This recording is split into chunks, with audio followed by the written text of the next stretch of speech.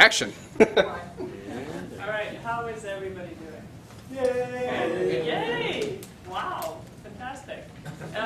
How many of you were here last time I was here? That's good. Very good. So for the ones who haven't seen me before I start, can you hear me in the back when I talk like this? Or is it hard? Okay, good. For the ones who haven't seen me before, I have about 10 years of experience of JVMs and Java infrastructure. I have less experience coding Java though, which is an addition from last time I presented myself. But I do know about the underlying layers. And last time I was here, I talked about the internals of the JVM, and that's what I'm going to start off with, a little refreshment of what that is and what a JVM does, just for the new people in the audience to have the same level before we go to the real topic of this evening, which is Azul technology and above all Zing. So currently I'm the product manager at Azul Systems, and why I find JVM so interesting is because of you guys. As I said last time I was here, I keep on saying it in every Java user group I visit. Thank you, because your innovation, your contribution to Java, your new ways of using Java to implement interesting applications, using the capabilities of Java in new ways, actually creates very interesting work for me as a JVM developer or a JVM product manager. I have to, together with our team at Azul Systems, I have to solve support for any Java application out there, independent of what hardware platform or OS you are running on.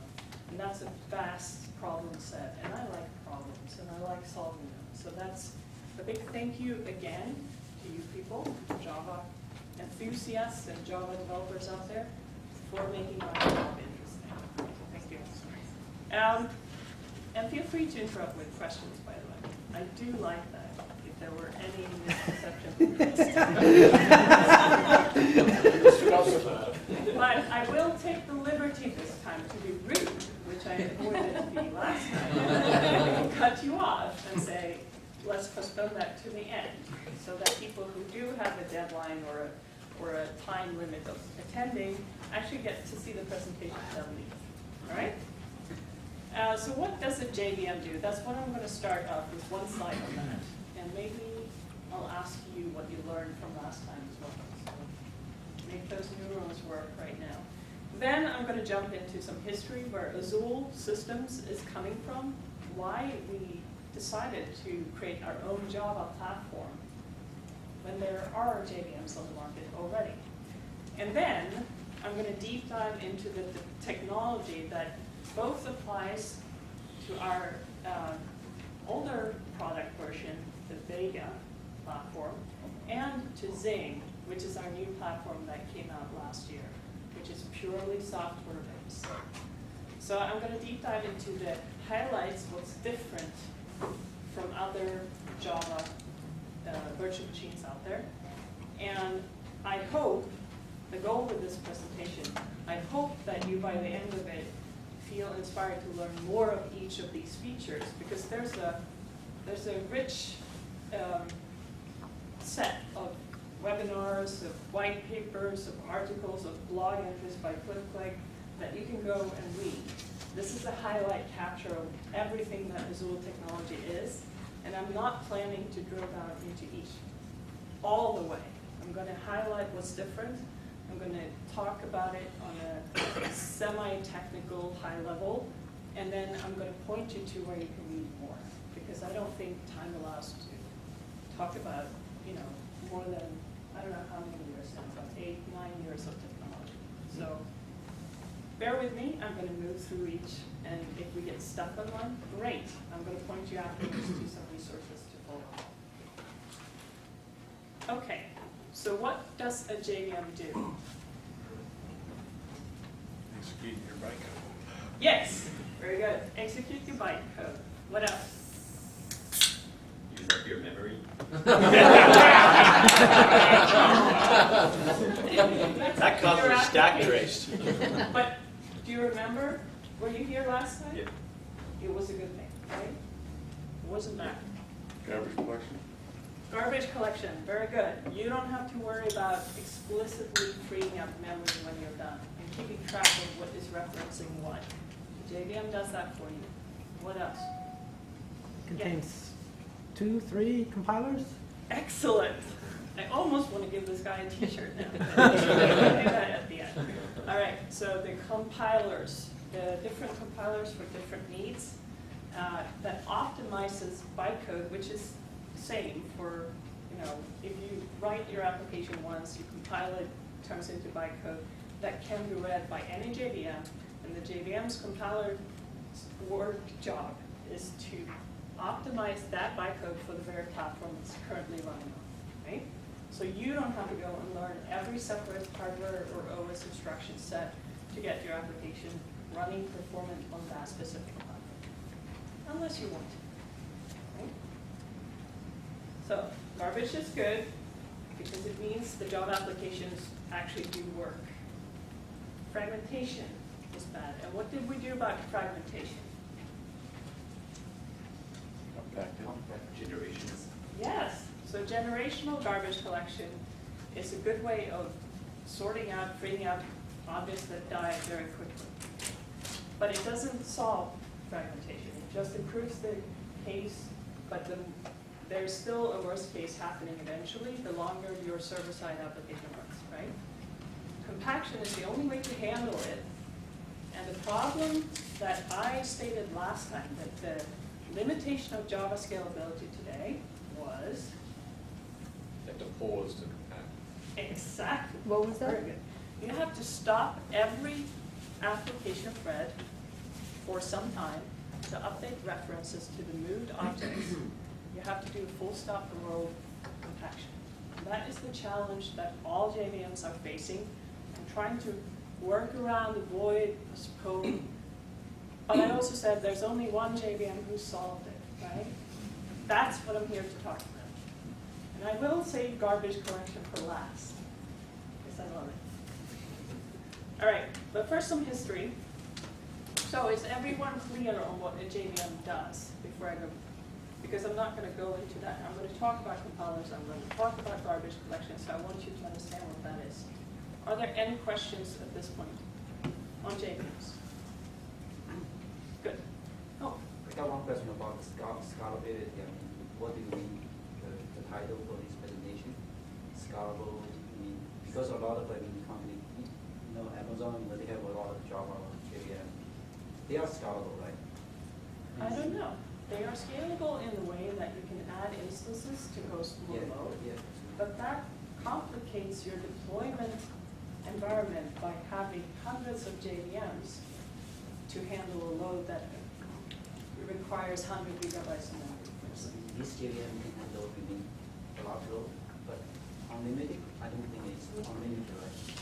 But unlimited request from the customer, So actually, I'm going to tie the answer into your question with this slide, because I'm going to talk about the application memory wall, which is the scalability I'm talking about. Accessing memory without the cost of having to stop the load for a very long time. The last time I was here, I talked about fragmentation, which is, there are many pieces of memory free on your heap, but none big enough to host a new object, which means you have to move objects together to free up larger consecutive areas of memory for the new object to fit. That is a stop-the-world operation for every JVM out there, except others. And that pause becomes longer the more live data and the more references you have on the heap, which statistically increases with the heap size you set. So I'm going to get to heap sizes with this slide, but bear with me for a while and then we can revisit your question, all right? I'm talking about memory scalability, right? So if we look at memory since 1980, and I'm not going to go further than that because I'm not old enough. So 100 kilobytes was a big application back in the 80s. And on a server those days, you could get like half the megabyte. That was a big machine. 10 years later, 10 megabytes was like, yay, we don't need more for our applications. Very famous icon from this area, state of that. That was, of course, not perhaps serious, but 10 years later, we're up to 1 gig, right? What does that predict for where we're at today? Yes, we should be there. Why aren't we? Why aren't we setting heap sizes of 100 gigabytes for a big application today? Because the virtual machines crash. Why do they, yes, why do they crash? They have all kinds of issues with garbage collection. The kernel space dies, and they start dumping. They actually cause kernel dumps, which is really annoying. Yes. We're currently fighting this battle right now. My bold statement here tonight is that it's all because of fragmentation and stop the world operations. It's a bold statement. I hope you challenge me later. Java stopped somewhere here, around 4 or 5, for some applications only 1 gigabyte before they hit that painful pause that hangs your application, crashes because of out-of-memory error. Back-to-back garbage collection, trying to free up some memory within that very sparse heap size. Because of the application load demanding more memory, it can't keep up, and it stops, and eventually, although it does generational, although it does compaction, you can't find more. And you can't increase the heap size because then regular garbage collection where it doesn't compact that much also becomes too long, too impacting, too long pause times. Your application is stuck.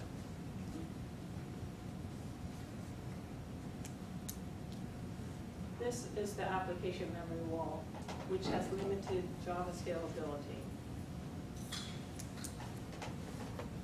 Let's make some observations. Memory needs to grow with constantly increased user loads and web traffic, correct? Yeah, go back to this picture, yes. Memory capacity in hardware increased over time. Yes. I can even buy a terabyte server today. But the bottlenecks for Java scalability without hitting those pause times are dependent on the JVM, the OS, and the chip architecture. Of accessing that memory, of not stopping the world, doing things quick, and process as much as possible within the shortest time frame as possible, right? So what did Azul do? When they made these observations, they thought, why don't we go out and build a Java virtual machine ourselves that actually looks at the JVM level, at the kernel level, at the very chip architecture, and thinks about how do we create a scalable platform? How do we make garbage collection possible without stopping application threads for a long time? But we didn't stop there. We also looked at other problems of JVMs. How do we avoid this constantly tuning effort? The minute you change your application, remember I talked about it last time? That huge option command line? How do we avoid that? How do we save Java developers the pain of tuning for weeks, for hours, for months? And in production, how do we help Java developers, application owners to quickly find what's wrong without impacting running applications? Those 3 were the questions we asked at this point in time, and that's when they created this Java optimized platform. Remember, hardware, kernel, JVM. Well, what did they do? Well, faster memory access, more processing capacity per chip. I'm going to go deeper into this as we go. I just want everyone to follow where I'm going. Kernel optimizations. For more effective memory management, we did enhancements to a stripped down Linux kernel. We also created this capability of elasticity in memory so that you can go beyond what your original tuning of memory size, the heap size. You can go beyond and borrow memory from the system if you need to, if the load suddenly spikes. I'm going to talk about that more deeply as well. On the JVM level, we created a pauseless garbage collector. That will be my focus towards the end. And I hope I will get a lot of questions there. And then, of course, the tools that enables view of the entire Java deployment from a centralized point, so you can see how things are doing, the health of an entire deployment. And when something starts going wrong, you get events and can go in with this very rich visibility tool, drill down to the very bytecode, the very instruction, and where your application spends time, is blocked, what block is held, etc., without impacting the application. That's Azul. So the first version of this in a productized form was Vega. And we have 4 releases, 3 releases of Vega? 3 releases of Vega. 3 releases of Vega since 2005. And we have them installed in very large companies around the world, telcos, financial market, trading. It's a very, very big machine. If you look here, 864 cores in one machine. That's our biggest machine. They are organized 9 cores per cluster. Cluster is an Azul concept. 6 clusters per chip, and 16 chips in the core. And a cluster is a set of cores that share the L2 cache. It's a huge multi-core machine, and this was at the time when Intel had 2 cores per chip. All right? Plus minus a year. Azul Linux kernel, as I talked about, it's an enhanced memory managed kernel, memory managed module that you have together with the standard Linux kernel. So, I'm sorry, can we ask you the question? Yes, absolutely. Okay, so when you say hardware, are you saying that you only run on your hardware? Can I put it on a Sun box or HP box? Or? Excellent question, and this represents the question we got a lot from our customers the first 3 years. But I'm going to tell you why we couldn't do that to begin with.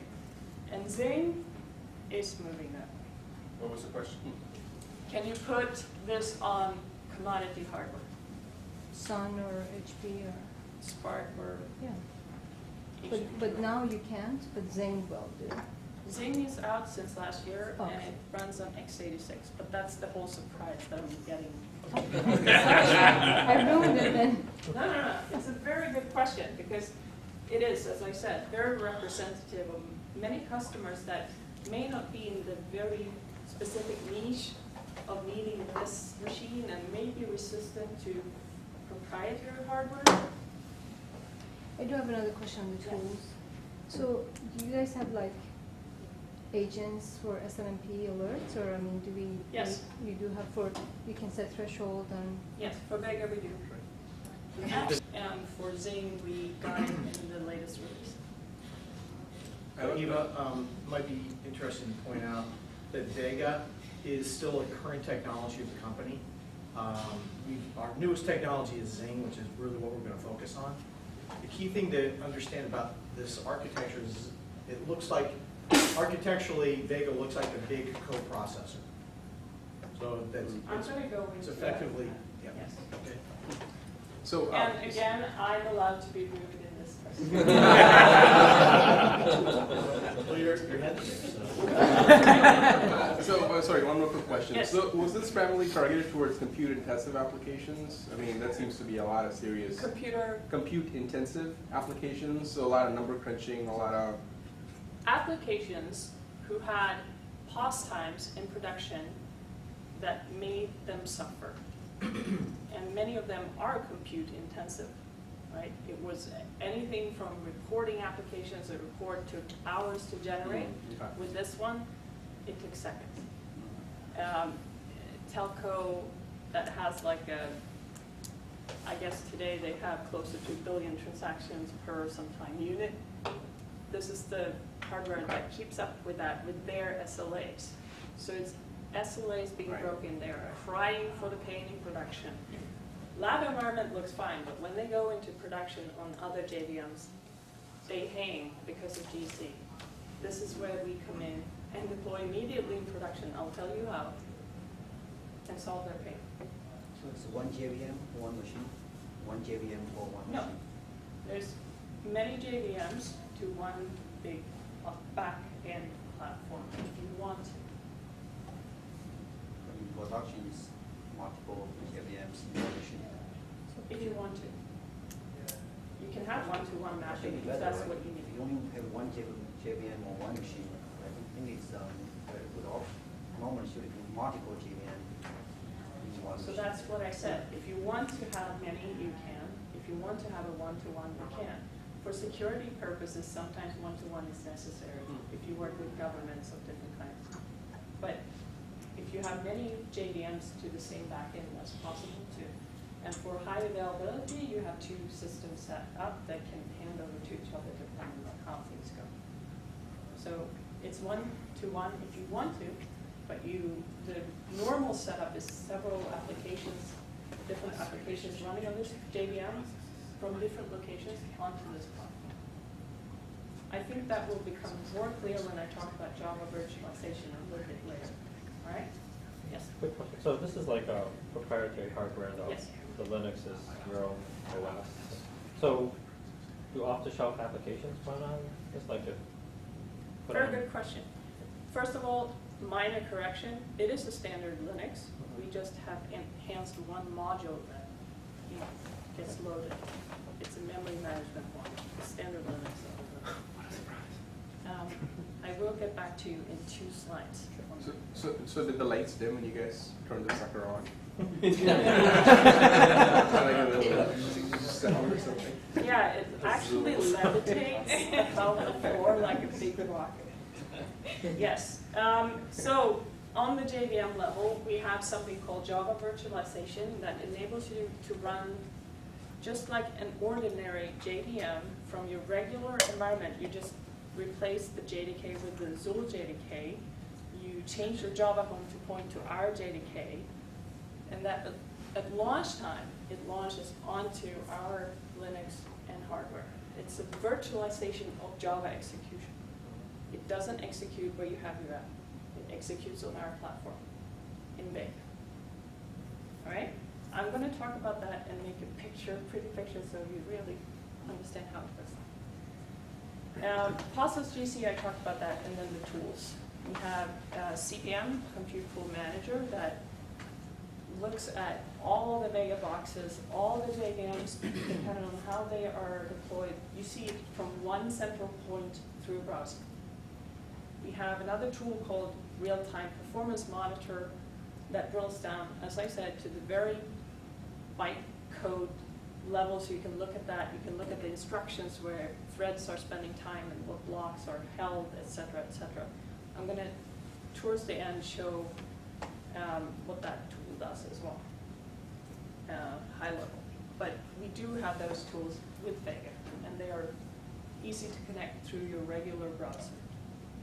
No extra install. Oh, I love Windows. All right.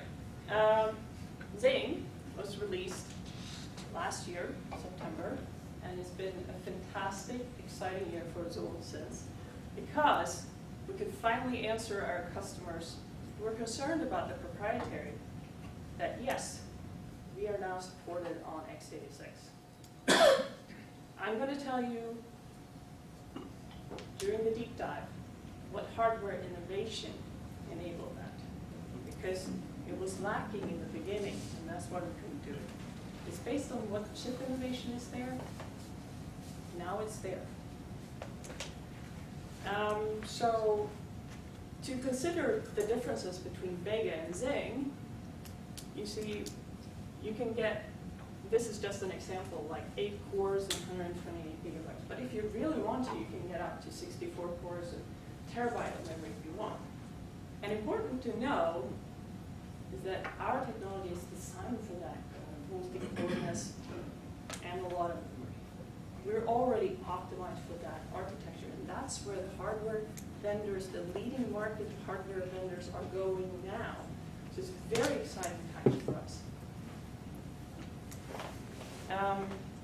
Azul Linux kernel is the same kernel as before. What we did was to make it either installable in a virtual image, and here you have to follow me closely. We have a JDK, we have a hardware, either it's commodity or proprietary. On that there's a kernel, so you can either install that on x86 as a Linux kernel install, like a regular ISO image, right? Or we deliver it already installed or encapsulated in a virtual image for KVM or for VMware. So you can actually have our technology on top of hypervisors launched from wherever your application is hosted today. So are you still supporting Vega, or is this replacing, is it We the are next? supporting both Both. because both have their place. There are needs for that kind of hardware that Vega is about. And we are having, we've had the best year ever last year on that entirely, if you look at it that way. But Zing going to proprietary, going from proprietary to commodity, seeing where the roadmaps of hardware is going, we are celebrating that because not only does it make it easier for Azul as a company to get adoption in a wider market, but it's good for Java, which is why we're extra happy. These innovations enable Java scalability. Yes? Are you saying that the Linux kernel is a requirement for Zing, or it's an optional enhancement that goes along with the Zing package? You never touch this kernel, and I'll show you why. But you have to have that kernel to run the Zing. That It's running kernel on is top. not visible to you.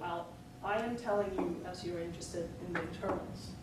It's encapsulated as an image that you can't install anything else there. It's the platform processing platform. All that gets launched onto there is the Java process at launch time. But it's actually launched from your regular environment. So I guess the think of question, it as a big black box, which happens to have a Linux kernel in it with the modifications we think are necessary for Java scalability. So you have to run it virtualized. You're just saying you're launching a new kernel. So virtualized, be careful. Virtualized, We have a concept of Java virtualization. Right. But I said you can install it as an ISO, but it still means you can't install anything else on it. It's Java virtualized from your regular environment. It's an appliance, either it's Vega or x86. okay, they both require this module in order to run the JVM document. So you can't just take an off-the-shelf Linux kernel without this memory module and then run the JVM. Correct. That you can't do. Not today. and you can run on Solaris or? You can run this from Solaris. Where your application is on Solaris. You switch the JDK. Your app will be launched from there onto this, who executes Java much better. Your application will look and feel like it is on Solaris. Any external communication So you will work got your the same. Linux, modified Linux kernel as part of the image and it runs, okay. Yeah. So the host operating system is completely customizable. That's up to me. Right, just like a graphics card, right? The graphics card happens to be running Linux and all fancy stuff. I'm not an expert on graphics card, but based on how you formulated it, I would guess yes. It's like, So It's a See, coprocessor. as Yeah. Zing is a coprocessor. It's a computational engine Software. to which you tie into from your Yes, host systems. It's not part of the host system, unless it's virtualized, unless it's virtualized. which makes it all very muddy. Thank you. Very good. Beat me to it. All right, moving on. So how is our Java platform actually different? Okay, except the architecture, which is obvious at this point that it's very different. We're actually the same from many standpoints. One, we are a certified JVM. Any application can run on it. Any Java application can run on it. We are certified to be a Java virtual machine. We follow the Oracle standards. We license the scalable-based JVM from them, but we enhance it with our innovation. So we have our own garbage collector. We have our own compiler implementation. But we have all the bells and whistles that Hotspot does. Like, we have the startup options if you want. It's just that you don't need to use it with us if you don't want to. And we're fully Java compatible. We pass the JCK that, defines that you are a standard Java virtual machine. Any questions on this? Because usually I get a lot. Very good. It's clear. So do you work with these existing tools, Eclipse and all the various plugins? So we work, if we're not integrated with our tool into Eclipse, so you can run it as a plugin. But Eclipse is any Java program. Any Java program runs on us. However, there's a catch here. We're not really into graphical client applications. It doesn't make any sense. But like JRockit and all those other... They work with us. Right, Yeah. well, okay. We support JMX. We support all the standard Java APIs, not the graphical. Like, if you have a swing app, it's not any use running it, does it? The Java debugger protocol, you support that? So I'm not personally familiar with that, but if it's a Java standard, we support it.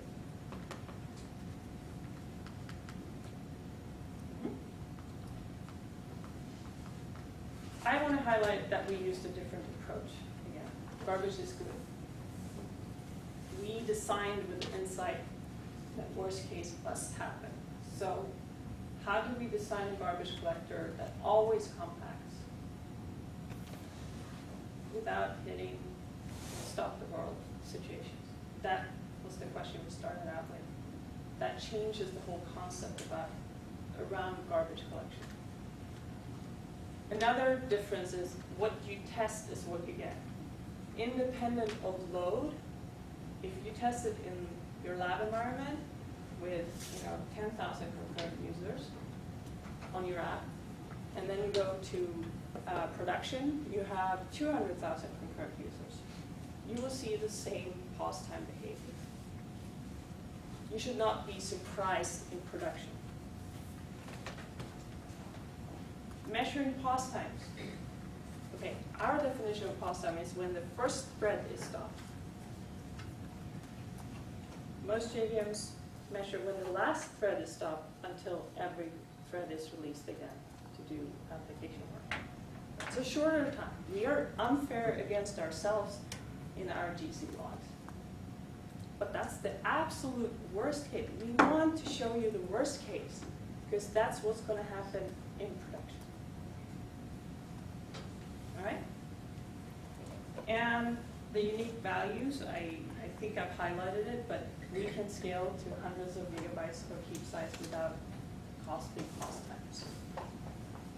And the elasticity of memory, tapping into a resource pool of memory outside your specified heap size when you need to. That's elasticity. That will avoid or eliminate the need of endless tuning. And then the rich non-intrusive production visibility that doesn't touch your application performance.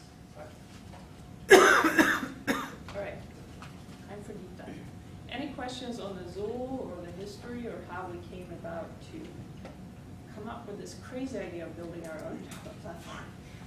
Okay, go ahead. I had a question on the dynamics in general. So therefore, our large user over here who said he was going crazy because his VMs were crashing, and he was tweaking his numbers all continuously, trying to find the right numbers.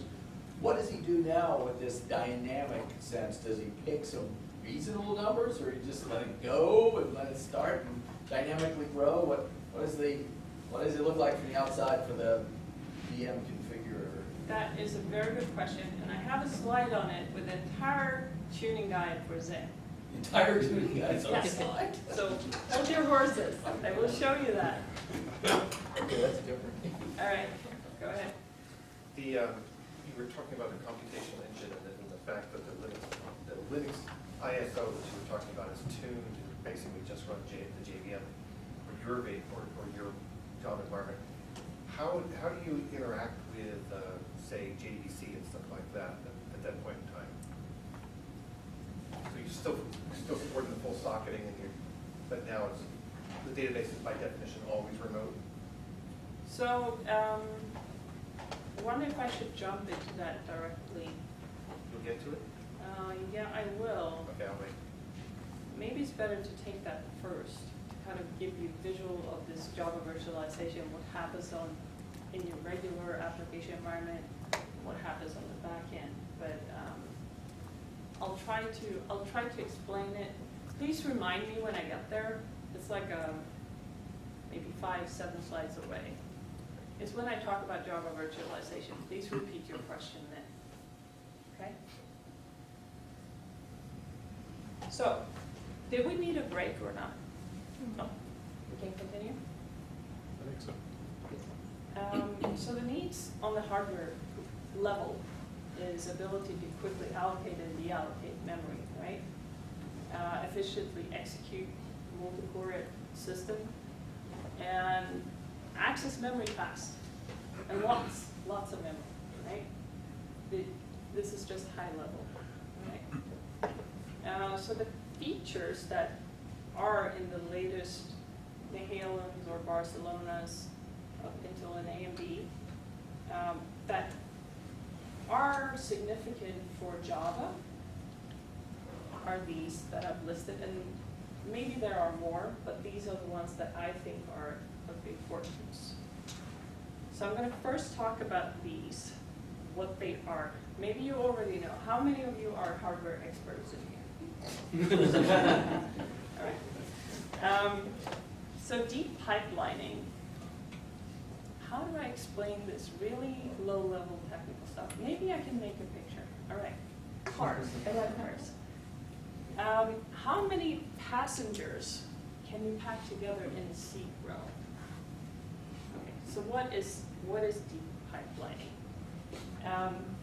When you execute instructions in the CPU, you have to fetch, you have to decode them, and at some point you have to write an IU somewhere. Those are all states of an instruction execution. What if you can fetch one instruction while actually at the same time the CPU can do in the same cycle a write for another instruction execution without them interfering with each other or impacting anything? What if you can parallelize instruction execution? Different states of instruction execution, more instructions completed during a certain time frame, right? More states finished during the cycle of the CPU. Okay, that's pipeline. Back to the picture. More passengers in the same seat row. Does that make sense? So that's just what Intel and other vendors have been doing for decades.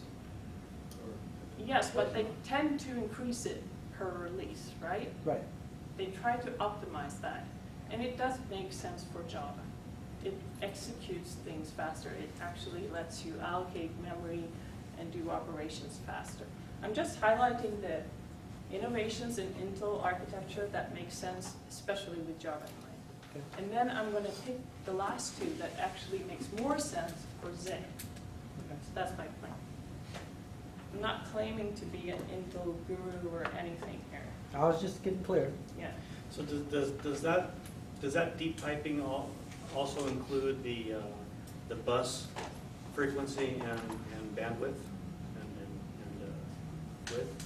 Because you also have to deal with the I/O channels to the CPU cores. So the last feature here has to do with optimizations around the bus and bandwidth. So I'm going to get to that in a while. Deep pipelining, as I've understood it, is It's the core how to operation. parallelize or how to make each cycle full and avoid, empty hardware capacity space. I don't know how to formulate it. Yeah, well, see, one of the primary problems Intel has had is that even though the CPU is operating at gigahertz speeds, the bus is only operating at megahertz Yes, speeds. and that's the And you have to side. get stuff in and out. And as long as that were a bottleneck, and I say were because the latest NAILM has this, and I'm going to deep dive into. Right. As long as that was the bottleneck, it didn't really matter if you added more chips or more. Right. You hit a limit where the front side bus became the bottleneck for capacity, for throughput, for everything. Right? That became the bottleneck. My opinion, again. Higher clock frequencies. All right. I would say that's the power of your engine, maybe. How fast can you do a complete round trip from point A to point B? So different engines and different vehicles, right? Larger caches. Okay, it may be a stretch here. I wanted it to fit into the car analogy so nicely. The luggage space. Right? Imagine you have caches close to your core, and actually they've added caches and they've made them larger. The latest NAILM has a very, very large increase in the L3 cache even, which means you can keep more closer to the core. That's the whole point. Close to the core, a lot of it, and then you got it, right? How large is the luggage space? That's actually the larger caches. All right, more cores per machine. So here's where, Vega is outstanding, right? We have, how many cores were there? This is a trick. 864. Well, you paid attention. That was an impressive number. Yes, I agree. So the last 5 years, Intel AMD has gone from 2 to 64 cores in one.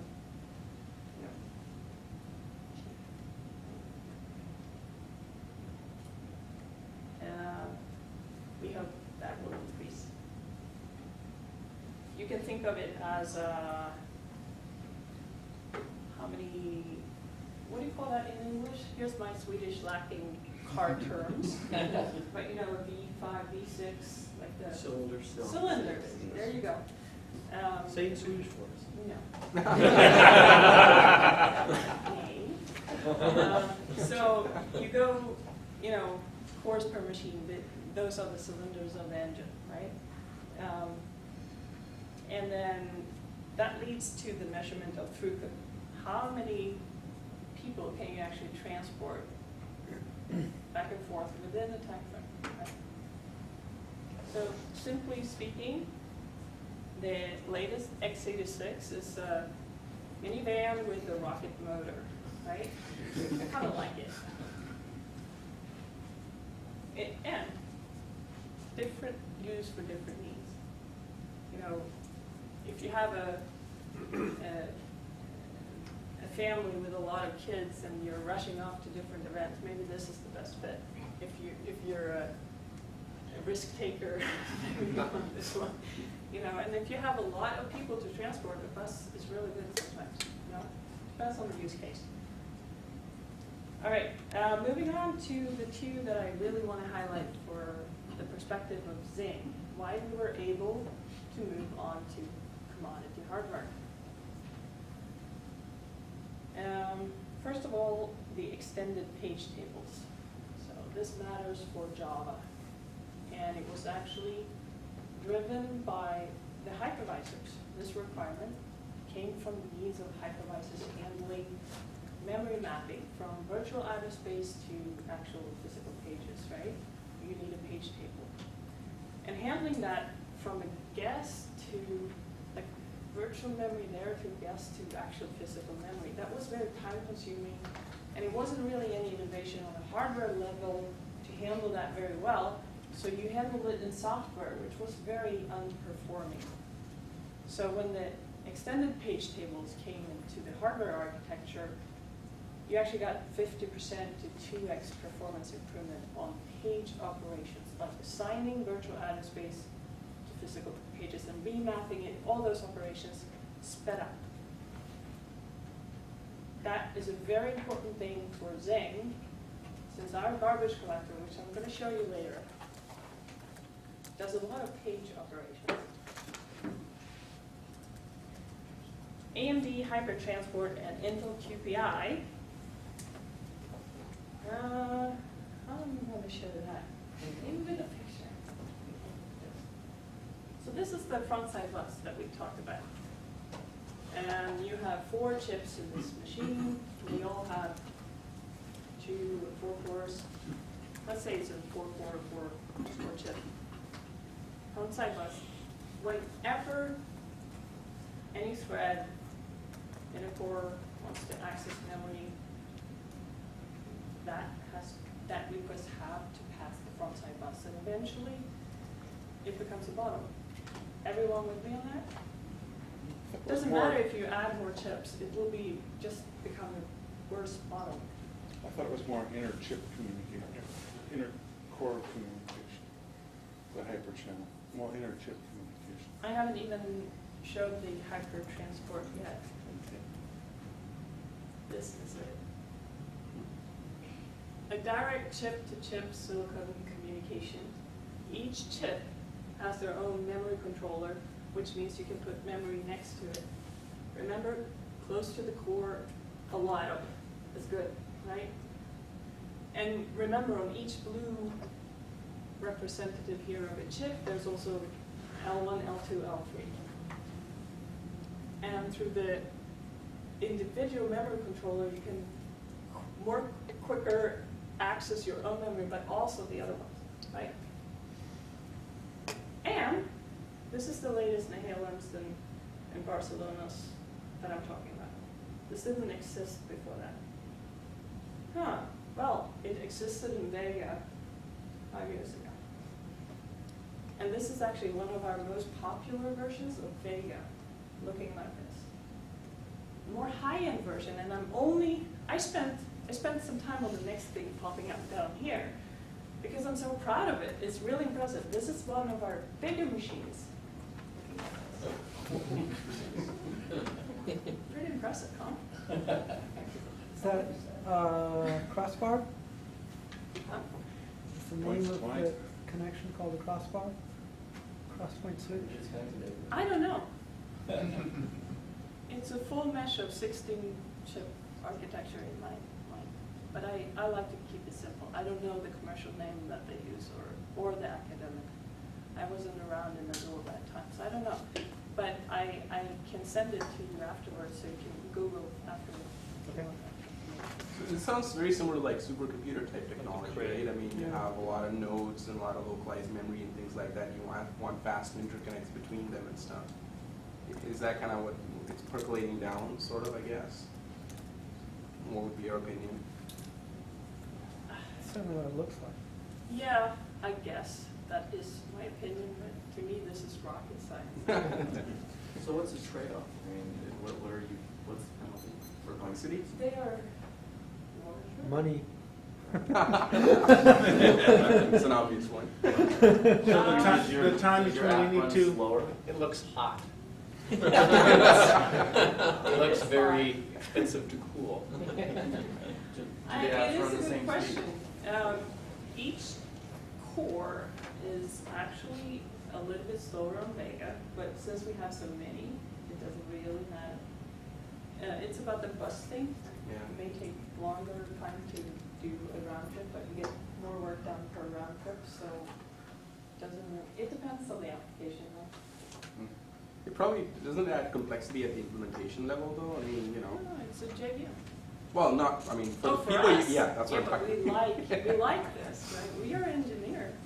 So it's the same as the top corner one, it's just more nodes?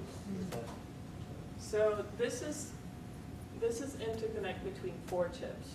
That is what's in the latest x86, which is why we took the leap, like, oh, they're heading the right direction for Java. Let's go with that. This is a high-end special. I just put it there to impress, right? And I think I did. But this is actually our most common Vega. Most are Vegas.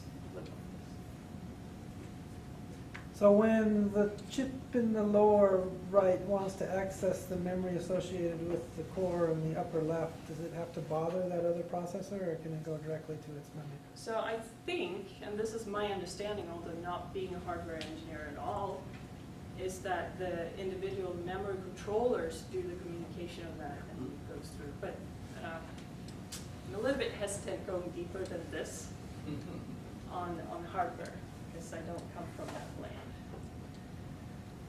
Kernel optimizations for Java. I told you about the system calls that speed up processing and memory remapping.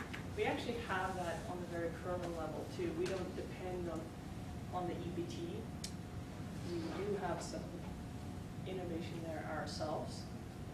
And as I said, the kernel also includes this elastic memory, which I've mentioned 4 times now. So I better start talking about it. What is it? I like pictures.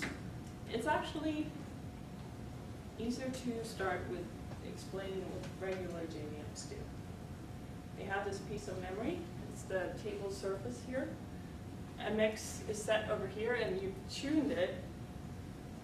And you know, at high load, the system kind of goes back and forth over this very, very highly rigidly tuned setting for your JVM to not waste memory, but also keep handling the load of allocation rate that's going on, right? But eventually, if the load changes, there's a little accident called out of memory error, right? Or just endless hangs because GC is doing back-to-back GC with long compaction times that ought to stop the world. With Zing, or Vega, not only do we allow you to set like 100 gigabytes, because as I said, and I am coming to that, we have a costless GC. So you can set 100 gigabytes. You don't have to tune it. You just throw it some large amount of memory. So you just yank it way up. Huge. And say, oh, maybe someday we'll use this. And then, you know, if your application doesn't use it, you can go down from there. But during peak loads, you may actually touch that in some Christmas shopping or, you know, launch of a new iPhone. And then you have this extra source. Did you see what happened? It actually passed your XMX into some extra source called elastic memory. This is insurance pool of pages that we've set aside at configuration time. Like when you install stuff, that's set aside. And when your application starts allocating faster and you actually need that more memory than your MX is set to, you borrow pages from that pool, but it also kicks in a different garbage collection heuristic to try to return those to the pool because it's borrowed. So you may see some more intense garbage collection going on, but since we don't interrupt your application, it doesn't really matter. But you see it more frequently, right? And then you can keep it as long as you want to, but the purpose of it is, of course, to return it, because what if some other Java application also running on Zing also has a temporary peak load on the very same system, also needs to tap into a reserve memory. And every Java process that are running on the same backend share this pool. If there's only one, I'm sure you guys have solved it, but there could be a natural growth to the application. Yes. And by returning it and getting it and returning it again, at some point the JVM should say, well, you know, I'm gonna keep it. Because it looks like it's not, you know what I mean, it's not a spike. This model Or- works really well for spikes, but if it's a natural growth, then you might want to have Very, one. very good comment. So if there's a natural growth and suddenly you have 10,000 more customers per day and you kind of keep on sliding into this reserve, yeah, you should reset your MX to that new value, which you can look at in our tools and see, oh, keeps on being here. That's my new MX. And you don't have to tune it because it tells you what the And your new value tool is. tells you about the XMX activity going up in Elastic. Yes. So you can even have events sending SNMP. that happens, and it adjusts the next time you relaunch the application. But you didn't spend weeks finding that right value for that specific load. You actually got told what it was. We currently don't allow changing it during runtime, but that could be a future feature. I don't know. I think I'm a little confused about about this notion of the elastic memory. It seems like it's exactly the same as just having a higher XMX value in a normal JVM. I mean, isn't the normal JVM varying the memory size?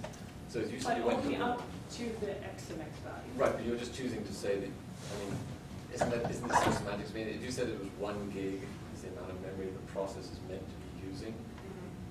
If you're setting your XMX to 1 gig, your process is actually going to use 1.5 gigs, say, whatever the elastic memory is. So isn't that the same as somebody else who sits down with their JVMs and they get 1.5 gigs? Because that's the amount of actually use. She said there was 2 modes of. Right, but wouldn't it make sense? Right, so wouldn't it make It sense is- just to set the 1 gig where you switch to this different garbage collection mode and trim? It seems like the line to the OS. I mean, are you changing the? You said it's standards compliant, but if you're changing the meaning of what the XMX value really is, like the actual memory you can use, wouldn't you risk running out of memory on the entire kernel because you're lying about what your real memory is? There are many questions in here. Oh, yeah, I guess so. I'm going to start with one. Okay. So the first one was,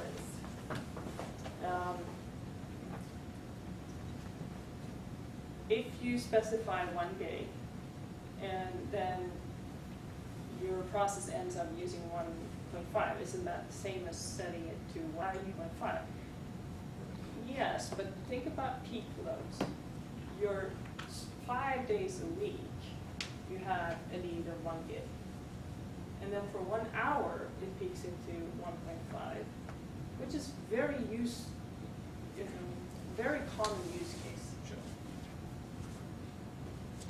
Instead of occupying 1.5 gigs for your regular 1 gig load, which is a waste of half a gig for all those other hours, why not have for your regular workload and then be okay with peak loads? I guess maybe it's a a question of- memory sorry. efficiency thing. Was there an XMX parameter? Yeah, I guess Yes. maybe I'm misunderstanding how the XMX Yeah, parameters I have 2 seconds. Okay, well, let me just finish that one, Okay. because I may just be that I'm misunderstanding how the XMXs really work. I mean, I was under the impression you said a minimum and max of the heap, and that was the amount that was taken from the OS. You're saying it actually always claims the full amount from the OS for the max of the heap? Because I mean, I see how JVM go up and down. I assume they were claiming the memory back to the OS. So they reserve XMX. They always reserve the max They heap. reserve maximum. But the kernel, it usually doesn't allocate it. It's all virtual. Right, I mean, exactly, in the virtual space, now I reserve it, right? But then, but that doesn't matter, right? It doesn't matter whether it reserves the virtual space, does it? I mean, it's only in terms of what's actually being allocated, is what we care about. And I'm not competing for virtual space, I'm competing for physical RAM, right? It seems that there's something, I mean, isn't there already support for that? I'm not saying what the difference between Zing on this point is compared to a regular JVM restoring So that. I guess you're right on that point, but I'm trying to get you to think about it from a different angle, which is if you have your regular JVM, let's jump into that use case instead, and you have 1.5 gigs set. If you hit that, you're done. Yeah. But if you exceed elastic memory, you die too. 1.5, you're dead too. Yeah, but how likely is that? well, no less likely than my 1.5, isn't it? I mean, we were saying that the app has a slight probability of being 1.5. I mean, Right, we're both I the guess same, actually right? she's saying it's less likely because there's an aggressive garbage collection, right? When you're Sure, you may have a better garbage collection, but it's the So same. But I think the same other, code, same allocation. the other point she made was that you're you're not operating on your worst case scenario all the time, right? So you're saying, why don't you just up it up to 1.5 gigs and or 2 gigs or whatever the maximum might But be? I mean, the min is only say 200 megs, which is, and your average is 1 gig. We're saying in this case, then you're only using 1 gig. I mean, it's not a single point. It's a minimum and max. At least that's what. It's like most That's what I see. HPC connection pools where you can set like use up to 10 connections, but if Right. it's really you need to go up to 15, Yes. but then if you're not using 15, go back down to 10. Yeah, I mean, I see Yeah, how like like overdrive. up and down. It's usually it goes up and down. I think one of the things that's missing is in the reference of how much RAM is in the server. So if you have a server with 2 gig of RAM, and in the past you would, subtract out your operating system, whatever else, and the rest you would just say that's your max. So in this environment, would you still, if there was 1.5 gigs of RAM available, would you set your max MX as 1.5 gigs? And then where does it get, when it goes out into the, beyond that, So where does it, maybe get I'm running the confused. virtual? Yeah, maybe I'm confused because I come from a land of 50 gigs and. Well, 1.5 gigs versus 50 gigs, but that's all relative. So, I think my opinion is that normally if you put X max, let's say that you put it as high as you ever want to go. These numbers are always set and forget, right? You set it and forget. This model gives you some insight into what the heck is going on, right? Because you can have SNMP alerts here, you can have how many elastics. Agreed. but it's So more the than that. other one, that's the beauty of it. Okay, I'm because- going to jump in and answer the question. Yes, go on. Yes. If I may. Go. I'm being rude here. So if you have, here's where it comes from. Let me state the use case that we see over and over again, and then you can do whatever you want, all right? The use case I see out there when I talk to server-side customers is that they have this, 64 gig machine. Then they have 8 JVMs running on it. They should have that at least, like with, 4 gigs each, something like that. But they only run like 4 JVMs on that machine with, maybe 4 gigs of heat because of worst case. Or maybe they run with 6 gigs because of worst case. They know that they peak every Sunday at 3 o'clock. And regular load is maybe 2 gigs of that. It's a lot of empty blocks, all right? I just made up these numbers, so I'm not really doing good math here, but it's a lot of waste in most setups. There's a lot of empty space for worst case. They can run with 4 gigs, but only usually using 1 gig. That's 3 gigs that some other app could use. So this is a way, a shared pool, emergency pool, that allows you to actually configure for regular load, 1 gig. Then it taps into this pool if it needs to. It's just there as a reserve. I'm not sure if I answered the question on the level you're asking it, but I think the use case motivates what this feature is valuable. It's an insurance. It's just a few gigs anyway, this one, shared by, I don't know, if you run 10 JVMs on the same Zing backend, it's a little portion of it, but it makes your application survive. But I want to go back to this lady's question too, which is natural growth. There's a way of resetting your heap size when you get like, oh, it should have 1.5, then I reset it there. And that's better fitting for that. But still, above that, there's still insurance memory, right? So it's just for tapping into, so in production, you don't go down. That's the whole purpose of it. Yeah, you can tune and set your XMX for worst case too, but it leaves a lot of empty space. And if you set your heap size larger than you need to, with regular JVMs, you end up in the fragmentation hell, right? Another thing of natural growth, what if you have a memory? And it grows and grows and grows. This insurance memory, you can allow this process to grow into it, and it actually gives you more time to debug in production and find the cause of it before you go down. And yes, if you run out of insurance memory, you will go down. But that's the same behavior as XMX, yes. But it is some extra reserve in the cases where you've set XMX wrong. All right? Does And that it's answer your shared across- question? It's shared across all the JVMs running on the machine. Yes, it's shared. Yeah. And so, like, say on a 64 gigabyte server, and you install Zing, it's virtualized. Is Zing taking up, say, like 12 gigabytes? You're allocating 12 gigabytes of physical memory to Zing to use out of that? So you reserve memory for it because that's how we work. I don't know who was first. All right, I'll go. So my question is why do I even care? Because if I write programs in C++, or if I write programs in C, I don't frickin' care how much my heap size is, and I don't need to care because I just say, I need to allocate more memory, I ask the processor for more memory, if the memory is available, I got it. My heap size is as much memory as the machine has. Great. And this has always driven me totally nuts in Java. If you're a C++ programmer and you don't care about this, great for you. Well, no. See, I write Java, and what I want is I want the heap size of the Java JVM to be unbounded so that it can basically say, hey, look, my elastic memory is the rest of the damn machine. Help yourself. The problem is usually you're running multiple VMs though, right? And a shared So what? I run multiple processes simultaneously. I mean, it's not a complex problem. You know, you should be able to have expanding automatic memory. But you have an OS that manages the process, right? I guess you probably don't, there's nothing. Yeah, you ask the OS for more memory. Hey, give me more memory. Okay. But the OS doesn't manage VMs. Yeah. Yeah. Well, yeah. So you still do that. You go ahead and your process grows. You set your you have the Java machine go. Okay, I normally run around here, so this is how much I'm going to hang on to. You're doing your Java collection, but what you're talking about with Zing is you're talking about, well, no, we're gonna allow you to expand beyond your boundary. So why have a limit on that expansion?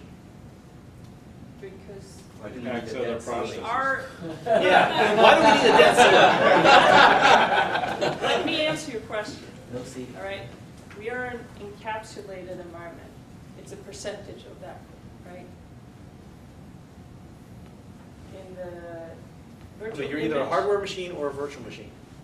So So the amount of memory I all give, of it, all of it. the amount of It's- memory on the hardware machine is Zing. So all of them above, all of them. So in Vega land, there's a portion of the memory on the Vega appliance that is insurance memory for all the JVM processes or Java processes running on that. So if I have one JVM process running and it start off with the basic 256 megabytes. We don't even start. with Well, that. I'm serious. I'm serious. It's Yeah. like I start 10 one virtual gigabytes, machine yes. on the Zing box. The Zing box has 256 gigs Yes. of RAM. Mhm. Why say, well, okay, well, there's only one virtual machine running.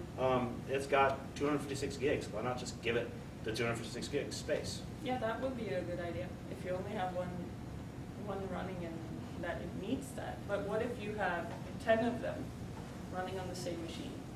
I mean, it's kind of expensive to have a whole hardware for Yeah, one. I agree. But what I'm saying is, I don't see your point yet. okay, but your elastic memory is limited. There's a certain amount of it available. It's a not percentage. all of the free memory on your Zing platform or on the Zing virtual Oh, host. that's your question. Okay, correct. It's a percentage. Yes. Because we can't really know if you're going to launch some other process onto the machine. So we keep it isolated as a separate pool. Instead of having to deal with, oh, is this a new process or is it, should we borrow to this existing? What if one process grows into everything that, if it were all free for everyone, you know? What if That's- one process has allocated most of it when you, in your deployment world, actually have planned to launch another process at 4 p.m.? You know, you have to allow for many use cases Yeah, well, to see, but in my apply. environment, we'd launched 7,000 processes on that box, and we'd still hit the same, well, I'm sorry, you can't launch another process because you're out of memory, you know? Okay. So I'm just saying, do you have that ability to just say, no, you can grow unbounded? Not yet, no. Okay. But within this environment, you have so many gigabytes, so saving 1 gigabyte for all the processes you're launching, that will be, if you fill up the other space, that will be the reserve that saves perhaps Yeah, it's most of the them, same thing that since disk they can peak work. into that and come back. I mean, They always hold back a small percentage so you can still move some bits around. I didn't understand. That's okay, don't worry. This is Zing. So, isn't one of the things here that you're helping the next level, and that's your GC, to know that the goal there is that 10 gig table, not the 15 gigs that Doug wants to allocate because, well, someday we're gonna use those 15? And your No. GC would say, 15? Hey, look, it's 30% empty, we're not even using it. So what the heck, we don't have to garbage collect at all. No, So we're not actually- helping our own GC. That's totally decoupled from this. This is based on use cases from real-world applications where they crash, and downtime means millions. Okay, so you. So peak loads, if they happen It's to not so that chew, the GC knows that the goal is 10 instead of the goal is 15. It's for, just so they don't slam it happens to know that, but it's not the key purpose It of doesn't this. say percentage This build is, or anything. this is, when you're in production and you have, you know, if you're going down, you will have 10 million loss. Instead of going down, if the dynamic load is mispredicted, right, by your operations people that set the XMX in their lab, if you go to production and have miscalculated that, you break your SLA, and that costs you $10 million. You don't want to do that. This is an insurance for that. Those money people are very happy about it. So if you don't have that problem in your environments, I'm happy for you. This is really good in those critical environments where seconds downtime are millions. This is real. We've had this used many times in real world. So it is an insurance memory, and yes, maybe in the future, I don't really know how yet because I haven't seen the use case for it. Maybe all available memory should be this insurance memory, but it doesn't really work that way. It's easier for it from an implementation perspective to have a separate pool for it, especially from the how the garbage collector page assignment works. So I think you'll understand that when I finally get into garbage collection. But Well, let's get there. Next slide. for now, let's just agree to disagree that this is valuable. If you haven't seen it, Oh, no, it's valuable. I don't think anyone's going to say it's not valuable. I've seen, you know, I would exaggerate if I said I saw grown people cry. You know, this is really nice when you have an SOA when millions. You've seen grown people stay out of jail. For real. Yeah. Whatever. No comment.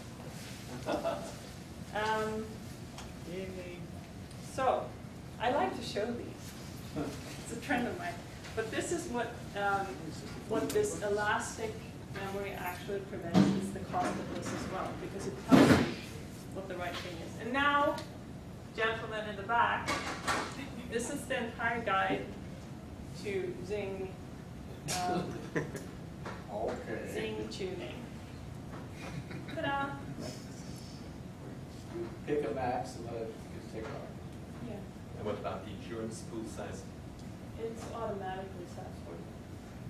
So based on like what's available on the machine or? And percentage of the whole configuration and some other things. So are you setting the 40 is just the maximum amount of memory in the whole system, or what is This is simple. Yeah, this is a VM. Start with a large heap, Okay. and that's it. So this is less job security for us?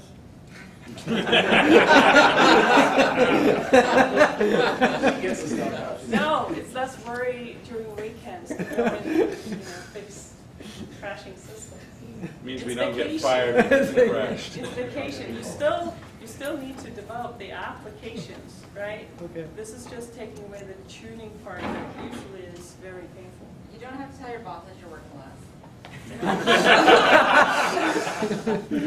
All right, JVM innovations. We're getting closer. So tiered compilation. I don't know how I'm doing on time, by the way. 8:30. Good. Bad? Probably about 20 more minutes and then questions. All right. You So. have a time insurance pool. So tiered compilation by the default. We talked about different compilers for different needs, and I was kind of cryptic around our one JVM that implements tiered compilation. But we do more JVM optimizations than just compilers and GC. I wanted to make the list here, but I'm going to move forward. There was a question. I don't know if that person is here, but if we do dynamic self-sizing of thread pools for compilation, and I just wanted to follow up on that we do. And yes, we do some special locking implementations, bias locking. I don't know how many of you are familiar with it, but it's kind of a lazy locking that until you really have to take a lock, you don't. So if one thread is doing something with an object, it should really take a lock. It doesn't do it until someone else wants it. Or there's other techniques of implementing this. For instance, you don't really have to release a lock until someone else wants it. And it all comes down to that cast operations are expensive, and we have a very high performant implementation of that. Okay, tiered compilation. Interpreter, do you remember the dictionary approach? You look at the bytecode, here's the instruction. Look at the bytecode, here's the instruction. Very simple, doesn't take any resources really, and it doesn't give you very optimized code.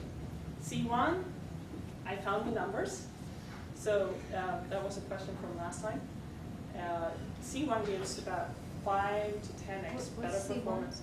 C1 is the client compiler that does a little bit of profiling of your code, like what methods are called, how many times, and where are the most loops done and stuff. I went through this in my last presentation. So C1 is good for client-side applications, more than server-side, but it allows quicker startup and less resources taken to profiling and keeping, optimization context in memory and stuff like that. But the code that comes out of it, the optimized instruction set that comes of looking at the bytecode and see how to optimizing it, is less performant than if you use more profiling like the C2 compiler, the server-side compiler does, looks at more context, does maybe have higher thresholds for when to kick in certain optimizations, etc. But it's still, this C2 compiler gives additional 30 to 50% performance over the client compiler. So those are numbers was asked for last time. And I see your question, but I'm going to go a little bit further before I answer. So tiered compilation is C1 and C2 at the same time.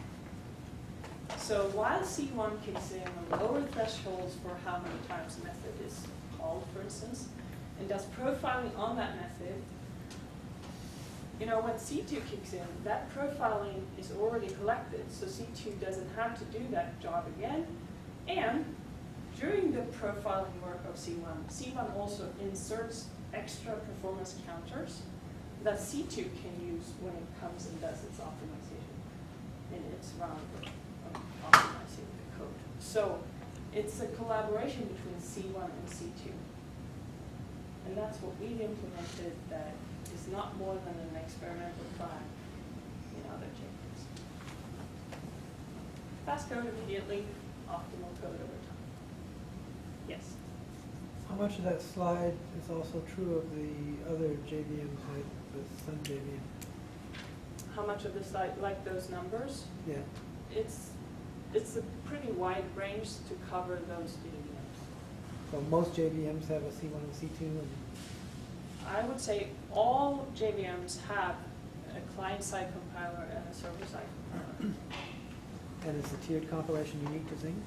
Yes, in Hotspot, it's, I don't know if it's still around, but it was, to my knowledge, an experimental flag. So I don't know if they really made it a performant implementation. I haven't seen it lately, but I may be not up to date on that if something recent has happened.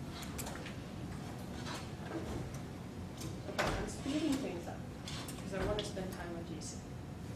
Garbage is good, fragmentation is bad. There's ways to delay worst case, but we'll eventually have compaction. It's the only way to deal with fragmentation. And for regular JVMs, moving objects, perhaps not as excessive, but it's the updating of references that is. Do we remember this from last time? Good. Hostos GC. Here's a text slide, and yes, there will be pictures too for visual recalls.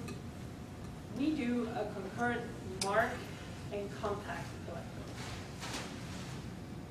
Concurrent, remember, GC threads working at the same time as application threads working. We don't do parallel, we just stop the work and let all threads be GC do its work.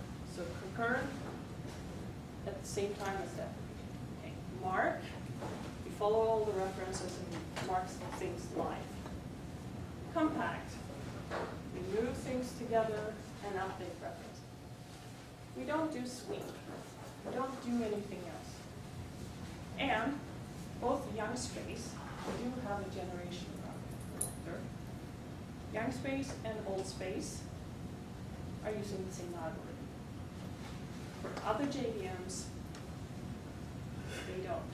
They do either a copy or parallel or something else that stops to work, which means if you have a large nursery, that will also work. Yes? Your fourth bullet point there, the rest of point to relocated objects, are you actually using page faults to catch your lazy references for updating? Next slide will visualize how we catch them. It's basically a check when you read a reference that triggers the load value barrier that I haven't even explained yet, that shows you if you need to update or if you're fine. All right? So we do use something called a load value barrier. It's a read barrier, kind of. There are many kinds of read barriers, Brooks, Bakers, whatever. But this is a special kind that, if you read about Brooks read barriers, you can kind of pattern match, but it only cares about references. Every heap reference is verified as same when loaded. What does this mean? Well, maybe I should flip to the picture to describe it first, and then we can go back and revisit this, right?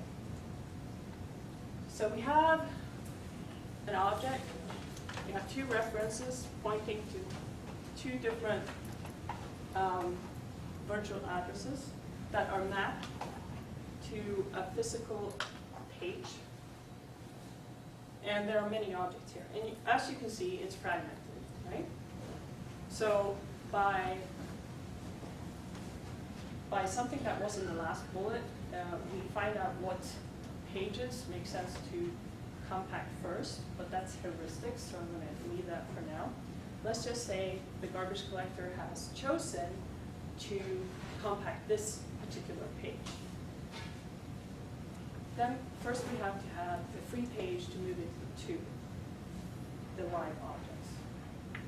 And we have a new virtual address space assigned, mapped. Remember page mapping operations are very cheap now with the new innovations in Halo chipsets and AMD chipsets. And we also have add our own innovation on the kernel layer to speed this up. So mapping is very, very quick in our world. Let's say all these objects are live for some reason, to simplify the use case. We move them, oh, this is a slide error. We move them to the new empty page, and the larger chunk of memory is available for allocation, right? This page is not free. If the external references are updated. Now, the references are still pointing to the virtual address space. To the original location. And then you switch. We free up the page, which means it can be assigned and people can allocate, application threads can allocate it immediately. We don't care about increased allocation rate for this reason, okay? You free the physical memory, not the virtual. Yes. Well, we reassign it, we don't even free. But you gotta map those old virtual addresses to the new. Yes, and that's the next step, right? We're gonna update. You update them when they get used? Yes. And who uses them? Well, either a garbage collection thread does its garbage collection work and goes through all line references and hits this and does it. But what if an application thread hits it? We do a check. We see that in this bit, we have a special bit in the, that we check. If this has happened, then you're responsible for updating it to the right new virtual address. And we keep those forward pointers outside the heap, so we don't have, other JVMs may have forward pointers stored somewhere. They usually have it in the, where the object was, which means they can't let that page go very easily. So we have it outside in a separate GC structure where we look up where it went, and then this one thread does a little sidestep doing this update. And that's the only interruption. So pause less. I mean, if you want to measure that interruption, fine, in microseconds. But we don't stop all threads at the same time. So you're updating just reference A, not reference B as well, because you're only using reference A at that time. Unless the application continues and accesses reference B as well. Yeah. But since this object is active, the garbage collector will Get hit to it this eventually and yes. update it. So there's always a point when all the references need to be updated when, you know, the garbage collector is done with the marking. But that can also be done lazily because of this, right? But don't you run out of space in the area where you've got the updated from the old virtual address to the new virtual address? 64 bits of address space. Yes, exactly. Who said that? So do you use page faults to detect when it references a virtual address that's not there, or do you actually have something that looks at every reference, whether or not, before it gets Too expensive. We have this load value barrier that keeps bits for a reference. I mean, okay, let me explain this. When an object gets moved, the forward pointer is stored in the external structure, right?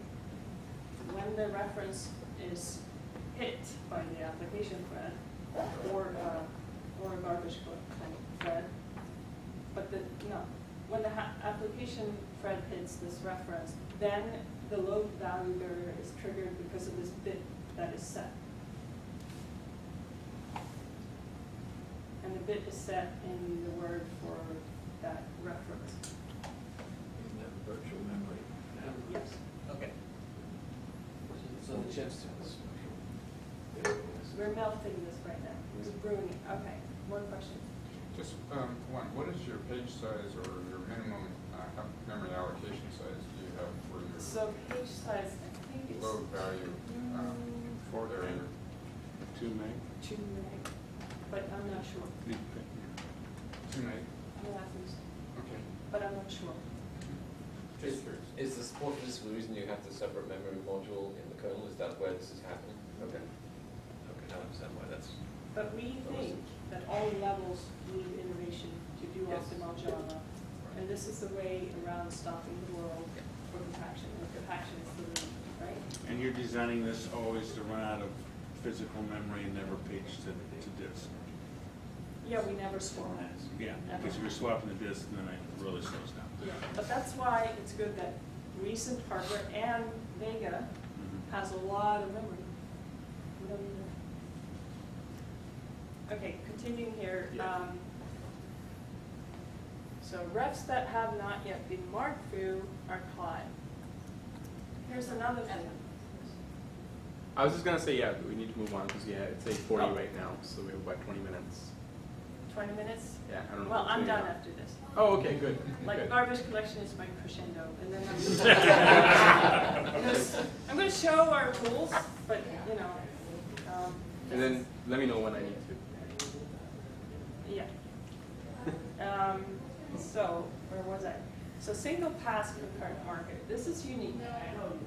Other JVMs markers do go through the live references from the roots and from the thread stacks and all that. Then when they're done, they have to go and do remarking in case those things have changed.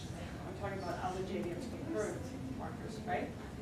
And if references have changed and they have dirty areas, we will do dirty part cleaning and pre-cleaning and all that. Since our application threads are not only doing the updating of reference, they also put this into the queue for being marked, so that the garbage collector knows that this is still live because I just referenced it. That means we can do a single pass of marking and never have to redo, which is a loop that other garbage collectors, markers could end up in, and does. So you must divide that updated, the the area outside the memory with the old virtual address, the new virtual address. You probably have to divide that into two parts. The part that you're currently, the garbage collector is currently updating, and the part that will do on the next pass. One page at a time. One page at a time. There's no. You're only doing One page section of references at a time. Per garbage collector. Yeah, per round. okay. On the relocation Yeah. part of the case, so marking is following the references as usual. I'm not sure I got your question right. Well, if you're only doing one page, I guess, 1 2 megabyte section at a time, Perfect. I would think you might run out of numbers. Because you're only doing one at a time, and you have to finish that before you do Per the next. garbage collection thread. Yeah. Right. But the quick release immediately recovers it, right? It's only one special Yeah, but case. you gotta scan the whole memory, the whole 100 megabytes, to see what references have to be updated that are pointing to that 2 meg page that you're garbage I'm not sure. or defragging. The pointers are left and are lazily Right. updated.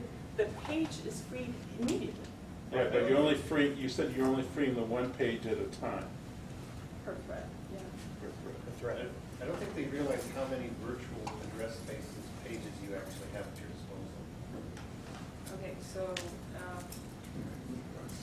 that- It's a big so in Other a than the exabyte 64 range. gigabyte machine, how many pages do you get if the pages are 2 gigs, 2 megs?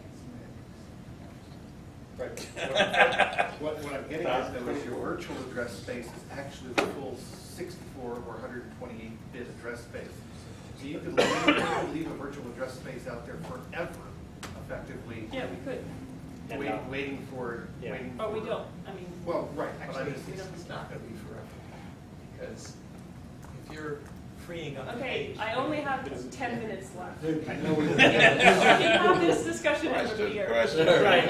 Over And sorry for being rude. That's your No, we want to get through it. Yes, this is what some of you have been waiting for. But, okay, so garbage collection, two key things. We do a single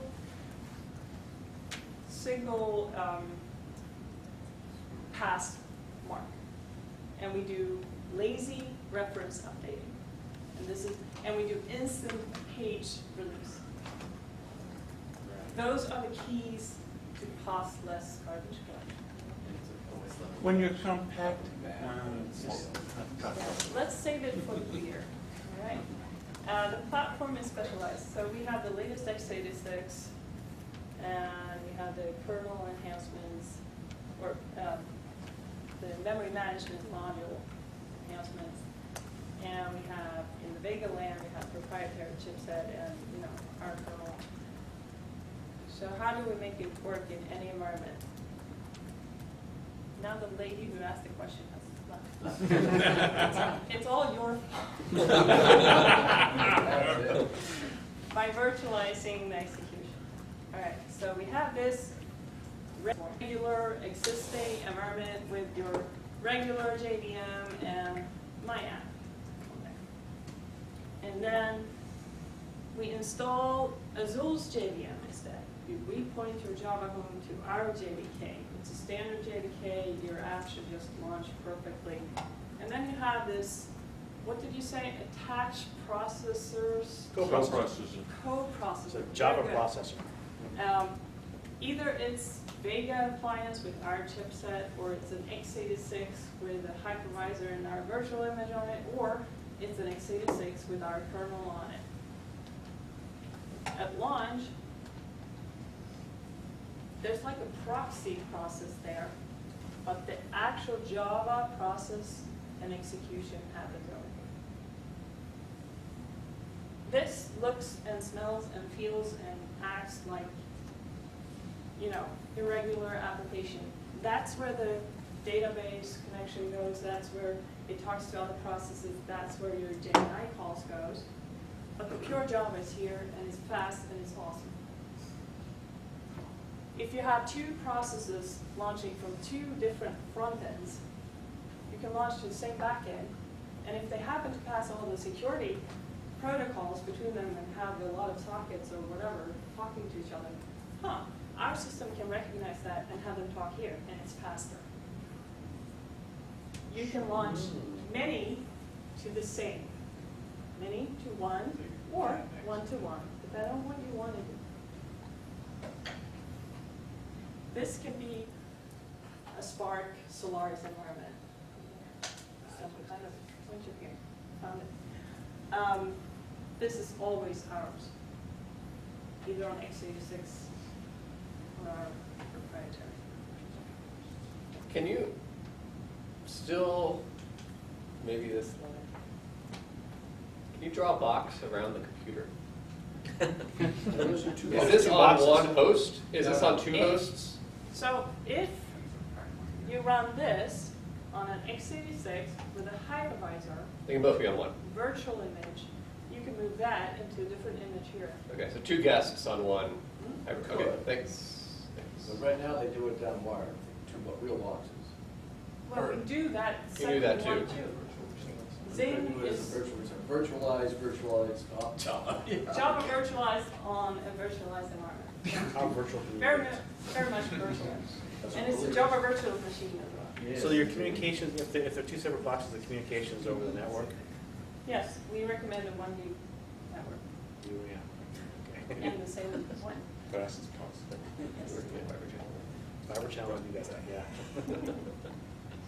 yeah. But again, if you host it on the same, you don't need it. So, control monitoring. We have this deployment control tool. I'm just going to run through this. It has a policy server and a management server. The management server, you can set up all the events and all the, you can see through GUI all the stuff that's going on with your entire deployment, even if it's different pools or different machines, you can see it all from one place. And then the policy server is actually the one controlling where your processes get launched into that domain of, you can actually have many backends in a domain, right? And you can set up pools of them so you can launch onto those. And you can set up rules there, like this application from this team can't launch here. I don't know. But you can also set resource control policies, like if this application type asks for this amount of memory, it should launch. So you can control those things. The one tool that we have gotten a lot of praise for from our existing customers is the real-time performance monitor, or in the Zing world, Zing Vision. Now the problem is in production time that you can't really touch a system that is going bad, because it actually poses on the system even worse in most cases. And to speed things up, we always collect statistics for our own purposes. What we do differently is we push it out. So you never have to request through JMX and risk to force the system to reach a safe point where you have to stop threads to collect that data. We never impose on the system. We just have it, we push it to XML, and you look at it any way you want to. We have created a browser-based view of it, and you can look at many different things down to the very text level of the CPU. Like what instructions are actually where are you spending most time? On the very instruction level within your method, where other tools stop at the method level because they don't have access to it. So I sped that up pretty quickly, and I'm sure we can send someone of our engineers here if you want a demo. But I also have some deep dive slides that I'm going to attach to the deck on our garbage collection, but I didn't even get a chance to go there. So that's my presentation. What have you learned? It's fast. There's no penalty for moving too slow. Other than your pocketbook. You know, you were talking about when your process does like JDBC calls or goes out or something like that. I didn't quite understand what happens between these two machines when that's what you happens. The call goes So if you put it on the slide, and I'm sure that So if your application does the call, it depends on how it does the call. Either it's in the middle of some processing here, which means it goes back and asks for it. If it's external to your Java process, if you have some external request to make, it may go directly, but it depends. I'm not limiting the answer to JDBC calls. External calls go out from that side of the proxy. If you're here when it happens, or if you're there when it happens, it depends on what it is. That's my best answer. so this would be ideal if everything you do is within a JVM, no? Yes, ideally, that would be good. Or everything Java, I mean, JDBC is fine. So if my app is like, say, a J2E app that runs within BEA Weblogic or something, Perfect. how would that work here? Where is the Perfectly. Weblogic? We have many customers doing that. The network And to- if they connect, if many instances of Weblogic connect through sockets, and they happen to run in the same domain, they actually talk directly here without going through the front end. So is if I have a Java web app with JDBC calls, do I even need the box on the left? Not if you run in a virtualized environment. Then you will have need the other image. Right? You will need the only way to not need that box is to host it on a hypervisor together in its current shape and form. So it still has to step out of that to get to a the regular external network work. connection. Yes, it has or- to step out of this to reach the external call, like IO and network and JNUC. But anything internal Java, even if it's between two processes, it can be done. So if I install your ISO on a modern x86 box, I don't need the external, I don't need the box on the left. Yes, you do, I still, because that is this box, and you still reach it through Combined, Java. but it's not the physical box. Well, he said the ISO, so then it is a physical box. It's not hypervisor based. But if he creates a VM of the Azul appliance. Well, that's the architecture, I guess, and whether you run it virtualized or on separate hardware boxes, that is the architecture. Yes, So.